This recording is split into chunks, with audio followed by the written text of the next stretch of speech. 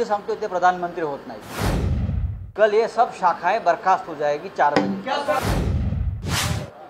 मला वाटतं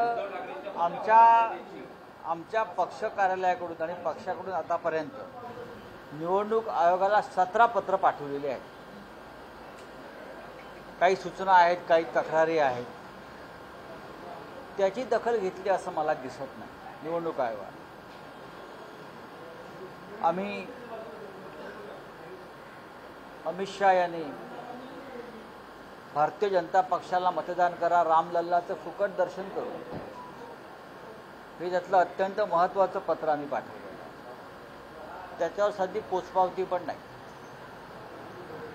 एकूण 17 पत्र आमच्याकडे आहेत जी आम्ही निवडणूक आयोगाला पाठवली की महाराष्ट्रामध्ये यंत्रणेचा, सरकारी यंत्रणेचा कसा गैरवापर सुरू आहे। पैशाच्या वाटपासंदर्भात आम्ही काही माहिती पाठवली। मग मुख्यमंत्री असतील, भाजपचे नेते असतील,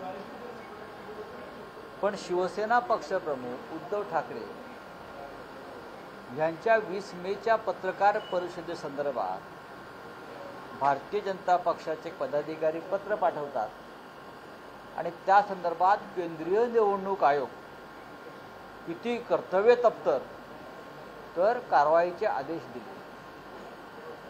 आम्ही या कारवाईचं स्वागत करतो।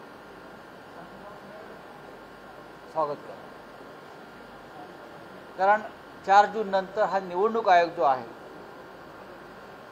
जी भारतीय जनता पक्षाची एक शाखा आहे, सध्याचा निवडणूक आयोग हा भारतीय जनता पक्षाची एक्सटेंडेड शाखा आहे। ती स्वतंत्र नाही, निष्पक्ष नाही, घटनेला अनुसरून काम करत नाही। या सगळ्या गोष्टींचा जाब त्यांना उद्या संध्याकाळनंतर द्यावा लागेल। नरेंद्र मोदी परवा ध्यानाला बसले, तो प्रचार नव्हता का? नरेंद्र मोदी 30 तारखेला 10 कॅमेरे लावून ध्यानस्थ बसले आणि सर्व वृत्तवाहिन्या 24 तास नरेंद्र मोदींचा हा मूक प्रचार दाखवत होते। ती सुद्धा एक मूक पत्रकार परिषदच होती। त्याच्यावर निवडणूक आयोगाने डोळे उघडले नाहीत का? निवडणूक आयोग सुद्धा ध्यानस्थ बसलं होतं, तपस्येला बसलं होतं, मुकदर्शक बनलं होतं। ठीक आहे, काय कारवाई होते बघ। 24 तासाचा अवधी आहे अजून आम्हाला। उद्या दुपारनंतर स्पष्ट होईल कोण कोणावर कारवाई करतात। ठीक है, नहीं आप बताइए। 20 तारीख को जिस तरह से जो प्रेस कॉन्फ्रेंस की गई थी, आचार संहिता का उल्लंघन किया गया है, इस तरह से कार्रवाई करने कहा गया है। कौन सी कार्रवाई और कौन सा आचार संहिता का उल्लंघन किया है उद्धव जी ने?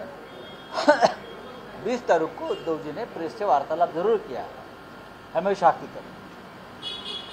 वो कोई प्रचार का मुद्दा नहीं था कि कैसा चुनाव प्रचार रहा, क्या करना है, क्या नहीं। पत्रकार आए थे, बातचीत। लेकिन मुंबई के एक बीजेपी के पदाधिकारी ने एक पत्र लिखा और उसके ऊपर केंद्रीय चुनाव आयोग ने कार्यवाही के आदेश दिए। मेरी जानकारी है, मेरे पार्टी ने, शिवसेना ने अब तक चुनाव आयोग को 17 पत्र लिखे हैं, जिसमें बहुत सी शिकायतें हैं, कुछ सूचनाएं हैं। अब तक उसका कोई जवाब हमें आया नहीं। अमित शाह रामलल्ला का दर्शन फ्री में देंगे, बीजेपी को वोट दो, इस तरह से खुला प्रचार करते हैं।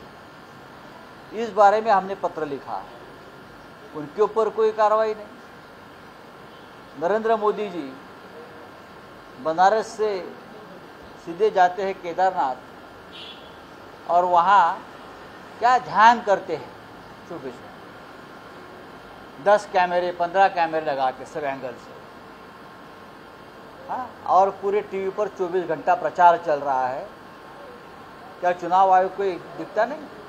क्या चुनाव आयोग भी ध्यान को बैठा है आँख बंद करके मोदी जी के साथ?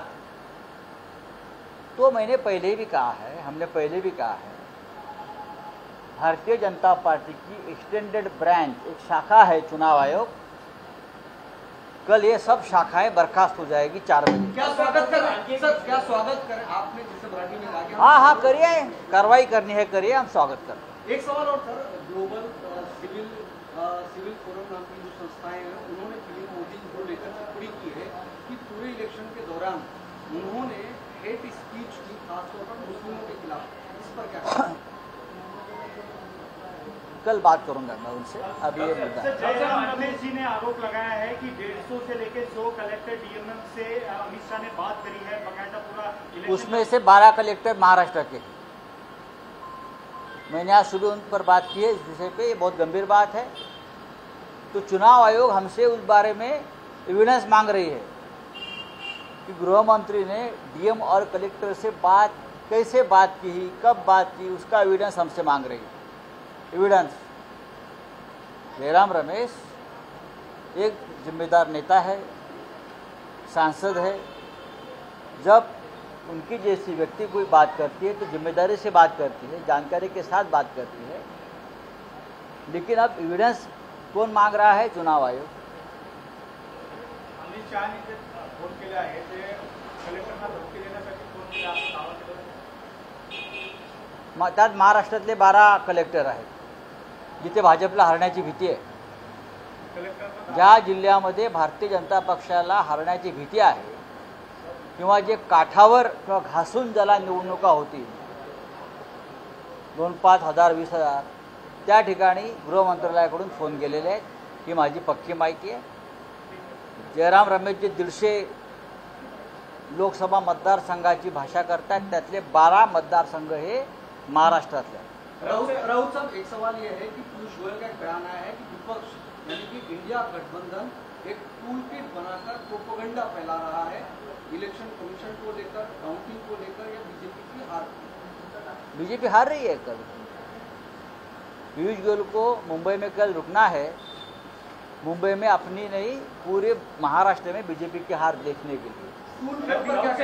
बीजेपी लड्डू बनवा रही है भारी संख्या में, कहीं ना कहीं। अरे लड्डू बनाओ, हलवा बनाओ, बासुंदी बनाइए, संदेश मिठाई बांटो, हाँ रगड़ा पैटीज बांटो, फाफड़ा बांटो, कल लेके आइए, लोग जश्न मनाएंगे आपकी हार का। राऊत साहेब एक प्रश्न होता। राऊत साहेब एक प्रश्न आहे सर, एक प्रश्न आहे की तुम्ही म्हणता आहात की इंडिया आघाडीचं सरकार येईल, एक्झिट पोल म्हणता आहेत की एनडीएचं सरकार येईल, स्पष्ट बहुमत मिळेल।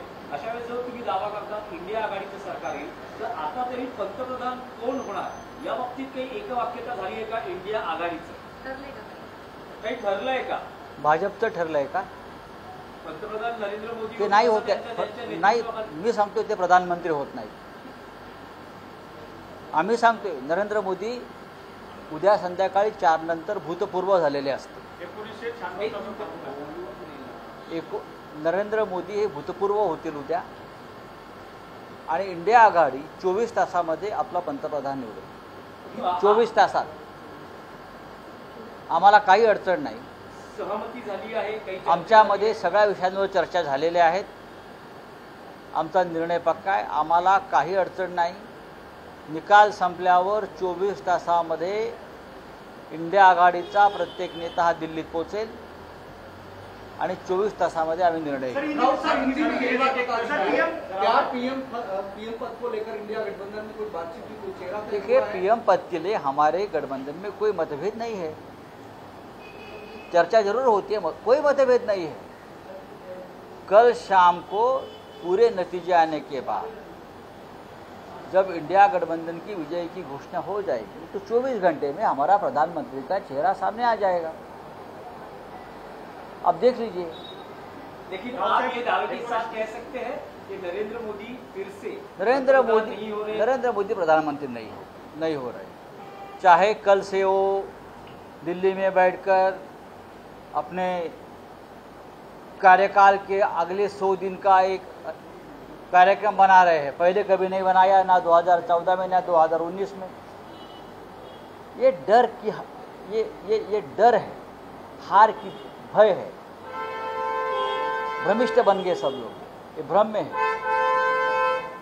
कल से प्रधानमंत्री नरेंद्र मोदी भूतपूर्व प्रधानमंत्री होने जा रहे हैं। रावसाहेब 1996 मध्ये जो एच.डी. देवेगौडांचा जो फॉर्म्युला लागू करण्यात आला होता, कोणाचा एच.डी. देवेगौडांना पंतप्रधान करण्याचा जो मग आता परत देवगौडांना करायचं म्हणताय का तुम्ही? तो नाही, पण फॉर्म्युला लागू हंग करण्यात असेल, आला होता. तसाच हंग फॉर्म्युला पार्लमेंट आता असेल की पूर्ण एनडीए किंवा इंडिया आघाडीला स्पष्ट इंडिया आघाडी सरकार देशाला 5 वर्ष स्थिर सरकार आणि स्थिर पंतप्रधान देईल आणि पंतप्रधान एकच असेल।